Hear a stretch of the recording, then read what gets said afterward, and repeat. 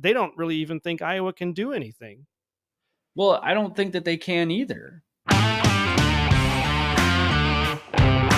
First up, we've got Penn State, Illinois. We're going to go through each of the games. Well, we got 3 games. First up, Penn State, Illinois. We got 5 minutes for each game. Looking for some bigger prey. They're hungry for that bigger win, and this could be it. If they can take down Penn State. I said, nevertheless. Why did I say I said? The former 3rd string, now 2nd string quarterback. And people on Twitter are talking. Should he be the starter now?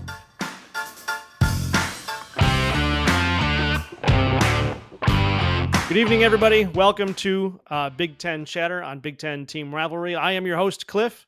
With me, as always, is Big House Bluesy McGinger himself, Mac. How you doing, Mac? Big House Bluesy McGinger? Yeah. I'm making up a new list of a roll call for you, so we're not just using the same one all the time. Yeah, well, that's just proof that AI does not write our scripts. It doesn't. I came up with that all by myself. Yeah, so don't sue us, SAG-AFTRA, or whatever your name is. We have some things to talk about in the Big Ten. We want to look at the Big Ten Championship coming up this weekend, which still hard to believe we're already there, but here we are. Back to back. Not necessarily the 2 teams we were expecting, at least 50% of the 2 teams we were expecting, because I thought it was going to be Illinois. Anyway, I got to leave that behind. I'm bitter. I'm still a little bitter about that. It's over, man. You got to let it go. But looking at the stats, here we go. The game odds have Michigan favored by 22 points. Whew. Although the score is going to be low. They've got a total of 35.5 points for the what is that, the over-under? Mm-hmm. I found the article on Fox Sports, How Can Iowa Beat Michigan? And the quote from Kirk Ferentz is, "We've won a couple of games like this." Which has really got to inspire the team. Oh, okay. Well, we've done it before. Well, maybe. We can do something similar to this. But I like the opening quote here from the article. The opening paragraph of the article is, "Other than the people inside the Iowa football building and the team's most optimistic fans, few expect the Hawkeyes to pose much of a challenge to Michigan in the Big Ten championship game." So it sounds to me like outside of the most optimistic fans, Iowa has pretty much been written off, which brings us to another trap game, just like Maryland. Well, so what do you think? What do you want to talk about? What do you got going for Michigan and Iowa? So it's not a trap game. It's a game. All right. Like, Iowa's ranked. They've got a great defense. Let's not pretend like we're expecting. Well, okay. Wait. Back up, though. Why isn't it a trap game? Because Michigan they have to win this. Yes, but Michigan doesn't have anyone else to plan for afterwards. The reason Maryland turned out to be a trap game, which, I said that it wasn't, I was wrong, my bad. Right. But the reason it ended up being that way is because Ohio State was still the week later. So, okay. And Maryland has a competent offense. And unfortunately, right now, Iowa does not. Right. But yeah, so I guess I'll say this. Like, Penn State, wow. Iowa has, I don't know why I just thought of Penn State. Sorry. I don't know. Weird. Iowa's got a really good defense. I mean, because obviously, like, they always have a really good defense.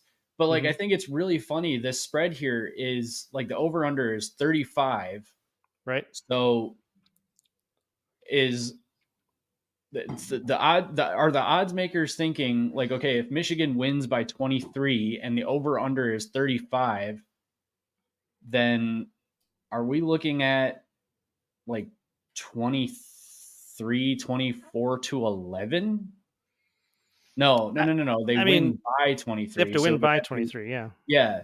So they're basically saying that Iowa doesn't have a shot at scoring a touchdown with a spread like this. And an well, it depends like how tight you take it. So if you take off the 23, you're left with 12, right? Yes. So that doesn't necessarily work out to a touchdown, but unless you get 2 touchdowns without the extra point or 4 field goals. Yeah. But that's an awful lot of points for Iowa to score against Michigan. I mean, yeah, that's almost a season high. No, it's not. Okay. But anyway, I No, mean, not it would necessarily, be but average for them. they did 0 against Penn State, and they didn't play Ohio State. Right. I guess the next best team they played was wow. This is a hard pick. Wisconsin Yeah, I guess that's their next. or Rutgers. I mean, they Well, blanked yeah. Rutgers. Not even Michigan blanked Rutgers. Well, I guess, yeah. So there you go. So they put up I 22 on Rutgers, or they yeah. put up 22 on Rutgers. But the problem is though is that you've got these are the passing numbers for Deacon Hill. Because Cade McNamara got injured in the Penn State game or the Michigan State game, I can't remember. And so he was out for the season. Deacon Hill puts up 115 yards against Michigan State. Not the worst ever, but okay. 110 yards versus Purdue. Again, not the worst, but not great. 37 yards passing against Wisconsin, and they won. 116 yards in a loss against Minnesota. 65 yards against Northwestern. Now, this is where it gets weird. 223 yards of offense or of passing offense against Rutgers? Because Rutgers has like a semi-competent defense. What happened? Right, yeah. And then 167 against Illinois and then 94 against Nebraska. So he's not exactly lighting the earth on fire with these numbers. So they're going to need to run the ball. And what's one thing that you can't do against Michigan?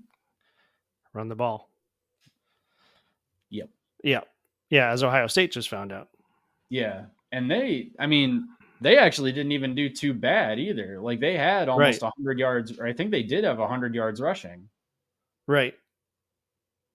But they couldn't, capitalize on that. Well, actually, I mean, they kind of did. Sometimes it's just Michigan got the final word, but we can talk about that in Michigan chatter.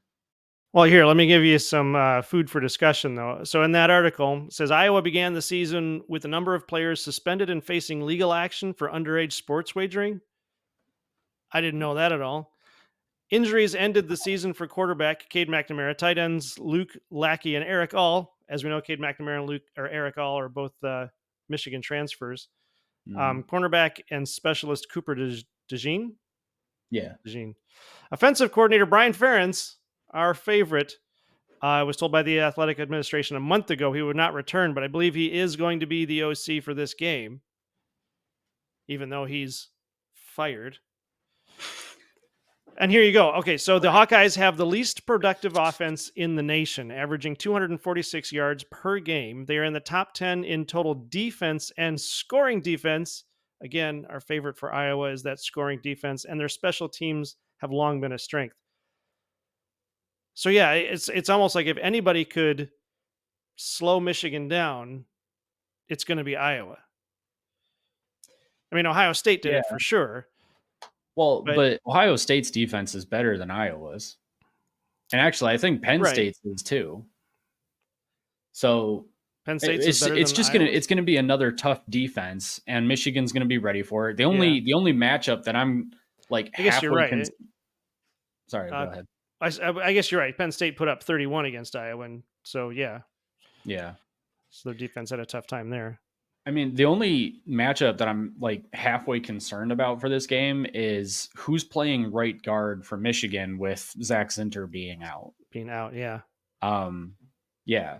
So, but even then, most of Michigan's second stringers on the O-line would start at other Big Ten teams like Iowa and probably Ohio State and Penn State too.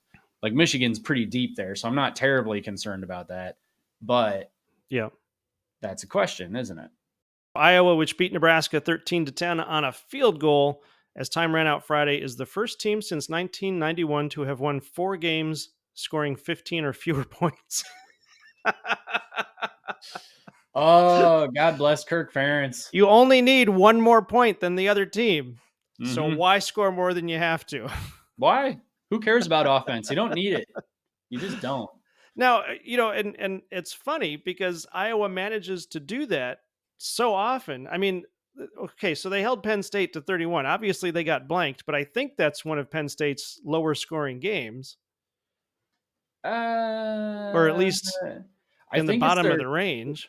I think it's their third lowest actually, Okay. because Michigan held them to 15, and then Ohio State held them to 12. Okay. I want to say so. So they're slowing these teams down. Um, they're scoring on defense. Uh, Oh, I take it back. Illinois held them to 30. Illinois held Penn State to 30. Yeah. Okay, yeah, because Iowa beat Iowa beat Illinois Oh, 15 to 13. yeah, and then Rutgers actually held Penn State to 27 too. Yeah. So yeah, I don't know. I have a hard time looking at this game other than Michigan's just going to come in and stomp on them. But yeah. I'd like it to be a little bit better of a game, and so that's why I'm looking at this article about what Iowa can do, and it's almost like they don't really even think Iowa can do anything. Well, I don't think that they can either. They make Yeah. too many mistakes on offense. Their quarterback is not ready for this type of situation. I don't know that he's the type of quarterback that could be ready for a situation like this. Like he's probably a pretty solid backup, but that's what he is a backup. Right. But and I'm not trying to knock him. Like maybe he just needs some development. Like he was thrown into a crappy situation this year, so I mean that happens. Um, Right. but yeah, I on offense, I would not be surprised if this turns into a 56-0 blowout. At the Yeah. same time, I could totally see Michigan phoning it in and putting in second and third stringers in the third quarter again for the freaking Big Ten championship game. Like, Yep. and then Michigan wins, let's say 35-7. Like that could absolutely happen too. Right. Well, and then a couple of factors to consider are they need to keep their guys healthy for the playoff games. Yeah. So you don't want to take too many risks. Mm-hmm. And then also, I mean, I don't know how much this factors in, but given that Harbaugh hasn't coached the last 3 games, he's a little rusty on the field. Oh, I don't think that's going to happen. I mean, probably not. That's why I'm saying I don't know how much of a factor that would be, but nevertheless, Yeah. he hasn't been there for 3 games. So there is the Yeah. potential that he needs to come out and warm up. But But maybe so not. the thing is though is I think Mark Rogers and Steve Dace were talking about it. Like once the ball is kicked off, once toe meets turf, Leather. whatever, leather. Okay, Toe meets leather. once Yeah. once the game starts, the coordinators are the most important coaches on the field. Right. And Sharon Moore, who is absolutely the best assistant in America, like he has won the Broyles Award. You cannot tell me otherwise. Right. Um, once the game starts, like he is in control, and he has proven that not only can he very competently handle the offense, but he can also be a head coach.